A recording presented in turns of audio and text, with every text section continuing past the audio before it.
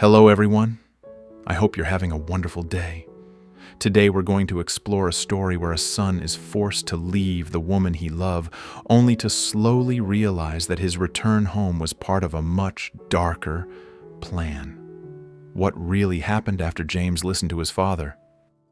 And will he uncover the truth before everything he loves is destroyed? The sun dipped behind the hills, leaving a thin orange-gold stripe on the dirt path leading into the orchard.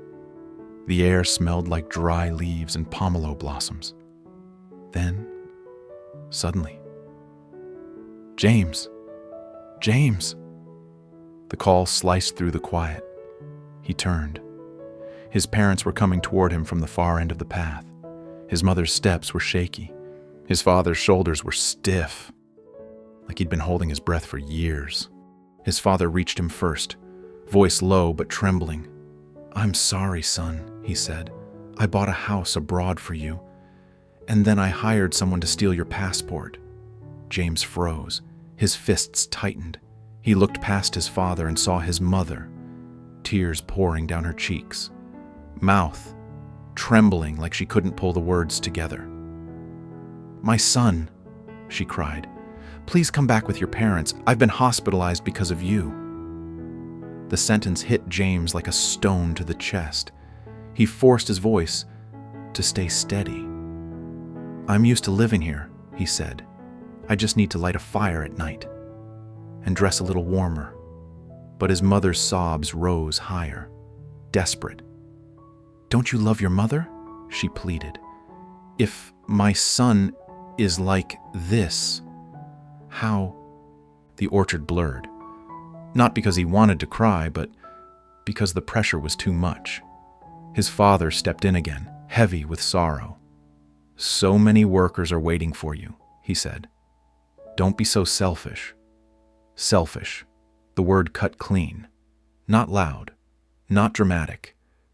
Just sharp enough to split the line between what James wanted and what he owed. James lowered his gaze. In his mind, the orchard vanished, and in its place came the small house. Warm firelight, simple meals, Diep's quiet hands in the kitchen, and Nee's bright laughter bouncing off wooden walls. Those memories rose like a wave and crashed into the sight of his mother's tears. He felt the internal tear, freedom versus duty, the life he'd chosen versus the life he was born into. He didn't speak, and his silence felt like surrender to blood. Twilight faded completely. Only the weak flicker of an oil lamp remained, and the night air settled damp and heavy on James's skin. He stood between his parents, and it felt like the space around him had no oxygen left. His mother kept crying, softer now but constant. "Come home, son," she begged. "Your father has apologized." His father stared at him, eyes glossy, regret mixed with urgency. "I know people told you I bought a house there for you," he said, "but you don't like how I did it." James's jaw tightened. He remembered the betrayal, the moment he realized his passport was gone, his choices stolen. But anger couldn't breathe here. Not with his mother shaking in front of him. Not with the word hospitalized still echoing. His father repeated it, slower. "So many workers are waiting for you. Don't be so selfish." James drew in a long breath, rough and torn. When he finally spoke, his voice came out hoarse. "Then I'll come back," he said. "I'll come back to you and Mom." The moment he nodded, something inside him collapsed without a sound. His mother threw her arms around him, clinging as if she'd lose him again. Her tears soaked his shoulder. His father stepped close and pressed a hand to James's back. Firm, claiming. The apology still hung in the air, but behind it lived something colder. James didn't hug back right away. He stared into the dark orchard, toward the path that led to the house, toward Diep and Nye. His heart didn't just ache, it split. Because this decision wasn't desire. It wasn't ambition. It was guilt. Pure unbearable guilt. The image of his mother in a hospital bed, the thought of his father aging alone, the pressure of workers waiting. He accepted returning. But deep inside, part of his soul stayed here, where the fire was warm, where a child smiled, without knowing what sacrifice meant, where love didn't demand. When he finally turned away, his steps dragged, heavy like regret. Night had fully settled when he reached the small house. Warm yellow light spilled from the doorway, painting Diep's face soft, until you noticed her eyes. She was trying to hide it, trying to keep her sorrow folded neatly inside.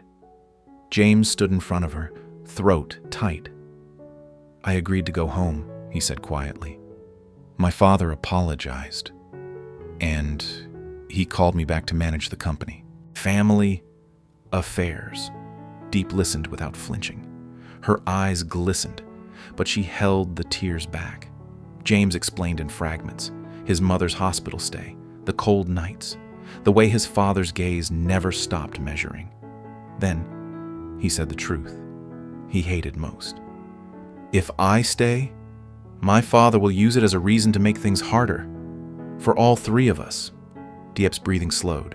She glanced toward Nye, asleep on the chair, peaceful, unaware. "For now," Diep said gently, "the best option is for you to go back to your family." James stepped closer and took her hand. His palm was cold. His grip was careful, like he was afraid she might vanish. "We're like two rivers," he whispered. "We flow in the same direction. Even if we're separated by mountains, in the end," he said, "we still run toward the sea." Diep's lips trembled into a faint smile, brave, not happy. "I just need to see you healthy and safe every day," she whispered, "and I'm so happy."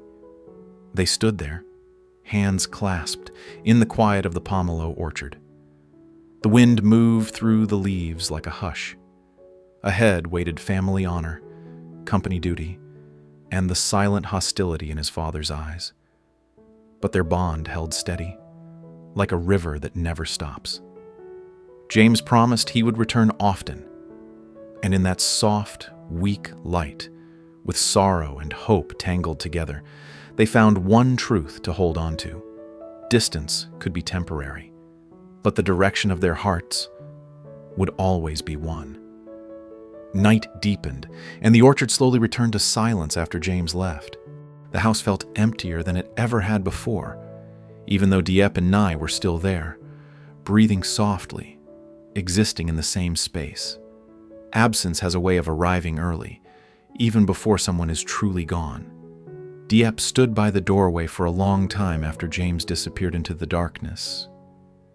The weak light inside the house stretched her shadow thin across the wooden floor, like something fragile that could snap if she moved too quickly. She didn't cry. Not yet. She had learned that some goodbyes didn't allow tears right away. They demanded stillness first.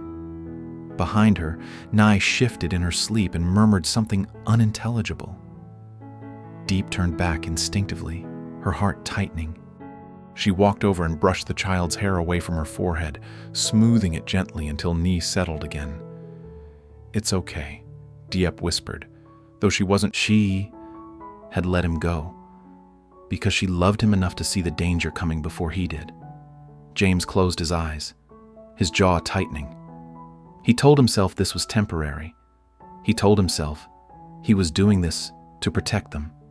But a question kept circling in his mind, quiet and relentless. What if this was exactly what my father wanted? Back in Vietnam, Diep tried to return to routine. Morning came and she made breakfast like always. She walked Nhi to school. She opened her laptop to deal with work, emails, contracts, numbers that once felt manageable. But something was wrong. A supplier didn't answer her calls. A payment that was supposed to come in didn't. A familiar partner suddenly sent a short message. "We need to pause cooperation for now. By afternoon, 3 more problems surfaced, each small on its own, but together they formed a pattern. Diep leaned back in her chair, fingers tightening around her phone. This wasn't coincidence. That night, as she closed the shop early, she noticed a man across the street. He wasn't doing anything obvious, just standing near a motorbike, scrolling on his phone. But when Diep looked up again, he was watching her. The moment her eyes met his, he turned away. A chill crept up her spine. Abroad, James walked back into a world he hadn't missed. The office lights were too bright. The meetings were too efficient. People greeted him with respect that felt rehearsed, not warm. His father watched him closely, said little, but noticed everything. You look tired, his father said one evening over dinner. Running a small life suits you too much. James paused, chopsticks hovering midair. What do you mean by that? He asked calmly. His father smiled faintly.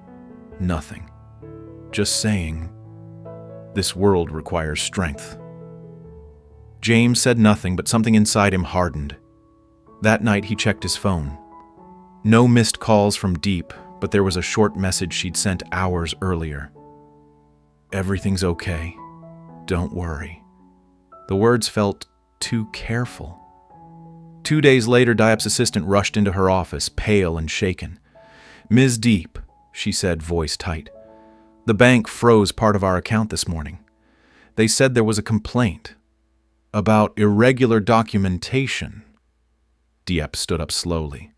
That's impossible, she said. All our documents are clean. The assistant hesitated. They said someone reported us anonymously. Diep's heart sank, not into panic but into clarity. That night, when she walked home with Nye, she felt it again, the sense of being watched. A car slowed near them, then drove on. Her phone buzzed, but when she checked, there was no new message. Only a missed call from an unknown number. Diep didn't tell James. Not yet. She remembered his words about rivers, about flowing in the same direction. She didn't want to be the storm that pulled him back too soon, but James felt it anyway. During a meeting, he lost focus for the first time in years. Numbers blurred, voices faded. A single thought kept intruding. Diep wouldn't say everything's okay if everything was actually okay. That night, he made a quiet decision. He opened his laptop and began reviewing old files, company records, financial movements, emails he'd ignored before. He wasn't looking for proof yet. He was looking for patterns. And slowly, too slowly, something began to surface. Transactions that didn't align, names he didn't recognize, connections that led back to Vietnam, back to Diep's industry. James's fingers froze above the keyboard. A cold realization settled in his chest. My father didn't just call me back. He cleared the field. In Vietnam, Diep sat alone in the house after Nhi fell asleep. The silence pressed in from every corner. She finally allowed herself to cry. Not loudly, not dramatically, but in short, quiet breaths that barely made a sound. She wiped her face quickly when her phone buzzed. This time it was a message. Unknown number. Tell James to stay where he is, or things will get harder. Diep stared at the screen, her hands trembling just slightly. She didn't reply. Instead, she deleted the message, stood up, and walked to Nye's room. She watched the child sleep, memorizing the rise and fall of her chest like she might need that memory later. Then Diep whispered into the dark, I won't let you touch our lives. Miles away, James stared at his screen, eyes narrowed. The pieces were no longer scattered. They were aligning. His father's apology, the sudden pressure to return, the silence from Vietnam, followed by trouble. James leaned back in his chair, breath slow, controlled. For the first time since leaving the orchard, his guilt was joined by something else. Resolve. If his father believed distance would break them, he was wrong. Because rivers don't stop flowing just because someone builds a dam. They find another way. And James knew now. This wasn't the end of their separation. It was the beginning of the truth. Tập phim này, CEO Hùng đưa James trở lại ngôi nhà của cha, nơi chứa đựng quá khứ nặng nề và những vết thương cũ. Cuộc đối thoại tưởng chừng chỉ là cha con, hóa ra hàng loạt bí mật bị chôn vùi. Chính ông Hoang từng ngăn James trở về nước, khiến anh mất tất cả. Mâu thuẫn lên đỉnh khi James phát hiện cha mình từng làm giàu bằng những mâu thuẫn mờ ám, khiến gia đình John sụp đổ, còn gia đình Diep lại là nhân chứng của bi kịch đó. Trong cuộc đối đầu, James không còn sợ hãi mà chọn sự thật, khẳng định sẽ bảo vệ Diep và đối diện với quá khứ của mình. Cuối cùng, ông Hoang buông tay, đồng ý để hai con tự tìm câu trả lời, mở ra một chương mới của sự thật.